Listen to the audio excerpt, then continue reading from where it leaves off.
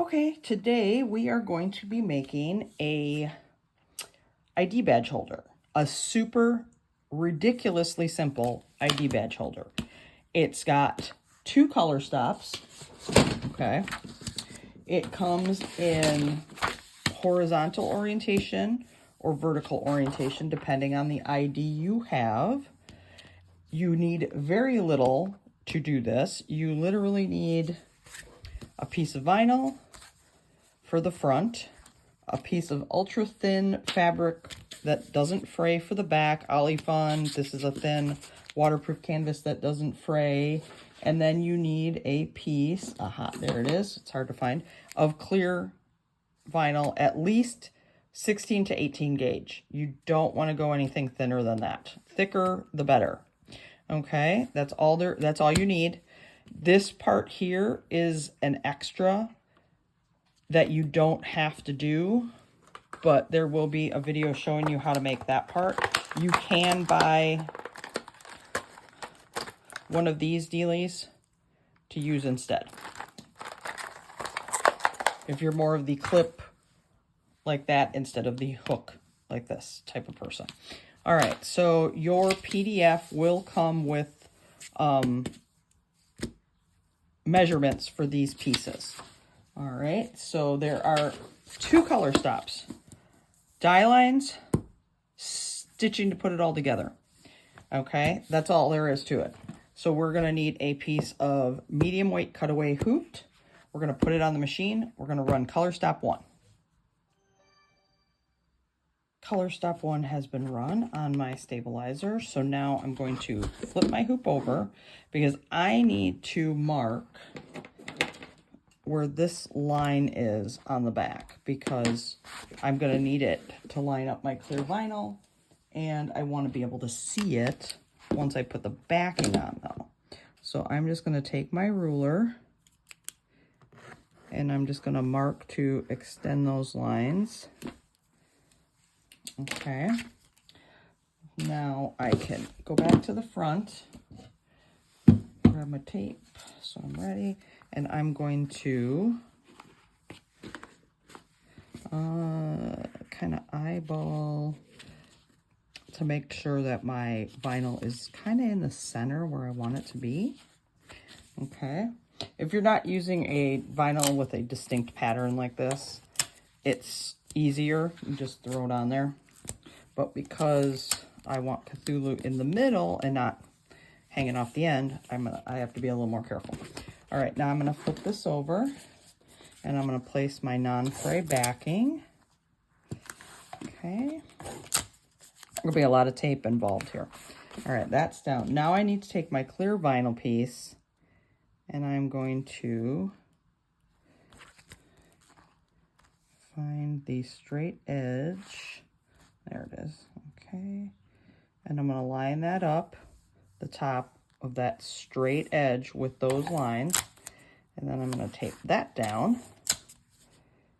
And the measurements give you a good allowance for seams and taping. Now I need a piece of the thin plasticky water-soluble backing to put on here to keep anything from getting snagged or caught in any way on my machine, as well as making sure that I don't have vinyl drag, because that clear vinyl, that'll cause some serious drag on your throat plate.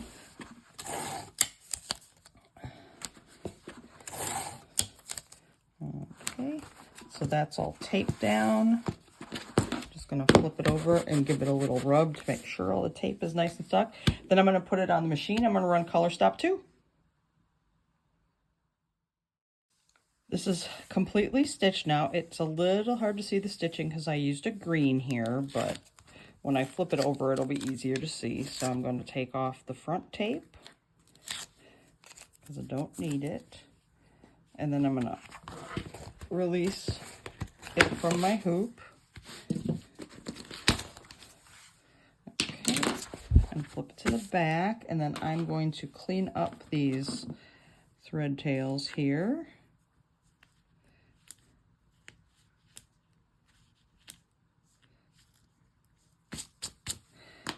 Okay. And then I'm going to remove the WSS. Okay.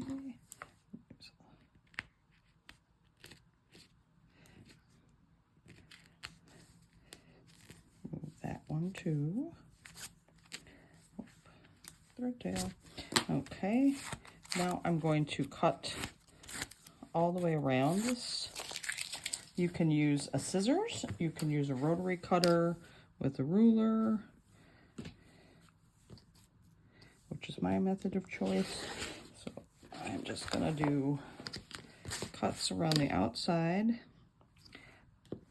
leaving me 1/8 of an inch past the stitching.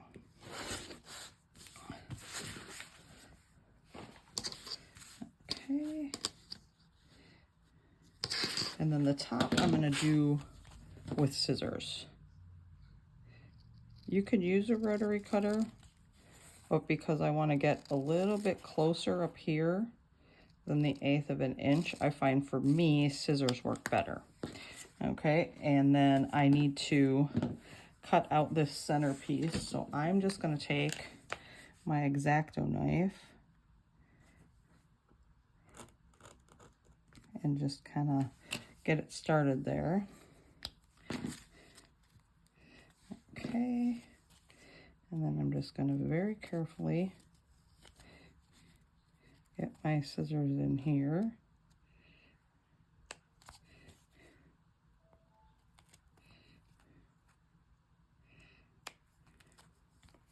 To cut out the rest of that.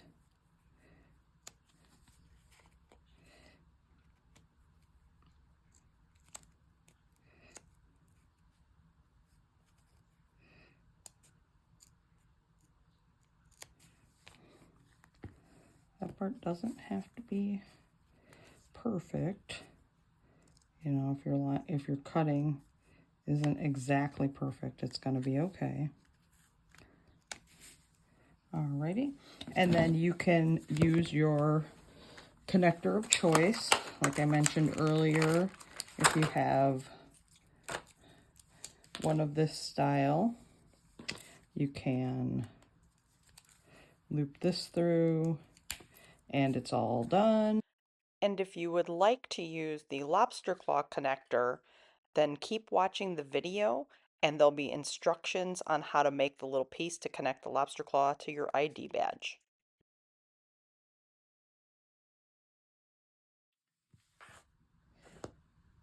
Okay, so let's say you've made your whole ID badge holder, okay, and that's all ready, and you don't want to use one of these jobbers, which you can totally use. Just put it through, snap, you know, that kind of deal. Let's say you don't want that. Let's say you want a lobster claw, so you can hang it off of something that way instead. Well, Ricky came up with this little connector that you can put on, or that you can make to attach a lobster claw. You will need a few things. You'll need a scrap of vinyl. You'll need some sort of non-fray, really thin backing so you don't add bulk. You'll need a lobster claw and a rivet. It's a super simple pattern. Oh, my paper got crushed here. I'm kind of a mess today. It's got 3 color stops. Super simple. Die line, hole markings, bean stitch outline to connect everything together. So all you need to do is take a piece of medium weight cutaway, throw it on your machine, run color stop 1. Then you'll come back and I'll show you how to do the rest. Okay, so ignore this stuff over here because I'm making a bunch, so I did different steps in the hoop for testing purposes. So I have run the die line, and now I'm going to put this on the front and tape it down. This is my scrap vinyl. Okay, and then I'm going to take and flip this over, and I'm going to take my piece of non-fray material that you'll need for the back. Okay, you're gonna need a piece of non-fray, and you're gonna put that on the back. Olifun, some sort of thin waterproof canvas that doesn't fray, things like that are what you're gonna wanna use on the back. Okay, so I taped that down, and now I'm gonna put this on the machine. I'm gonna run the last 2 color stops, the holes, and then the outline. Okay, so we've got our ID badge holder, we've got our connector that we've stitched. So now I just need to cut this out. Now I need to clean up the back of it a little bit because it's kind of a mess here with all these thread tails.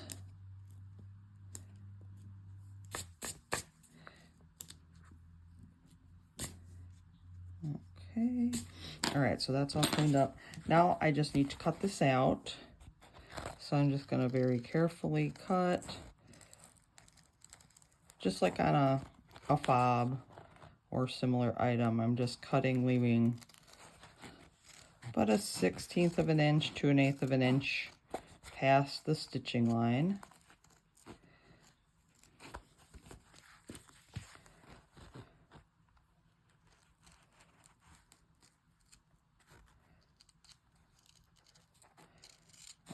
Okay, I'll pulse there. Okay, so that's cut out. Now I'm going to get my hole punch. I have this kind. If you have the kind where you hit it with a hammer, that works too. And I'm just going to punch all 3 of my holes.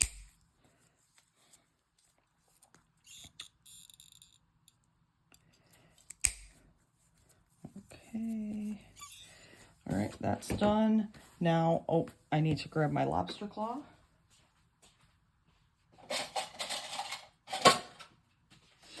Okay, so I have that. And then I need one of my rivets. So I'm gonna grab that. Okay, now I'm going to slip this through here. Okay, that's the first step. I'm going to feed my rivet through through the center hole. Then I'm going to actually trim down the top of my ID badge holder because I didn't trim it enough for this part to work. Then I'm going to push the second hole in. Now I'm going to slide my lobster claw on and fold this tab down. Okay, so it makes like a little sandwich. And then I'm going to put the backing on my rivet and just press it till it holds in place. And then you need to have some sort of rivet setter. I have a table press. I have this hand press. Some people still have the kind where you have a anvil and a topper piece that you hit with a hammer. Anyone will work, just as long as you have some way to set the rivets. So I'm going to set that, and that's all there is to it. You're done. You have a little connector, cute little ID badge holder, and you can hook it on and you're ready to go. And that's all there is to it. The design can be gotten at, well, that sounds really dumb. The design can be found at www.stringtheoryfabricart.com.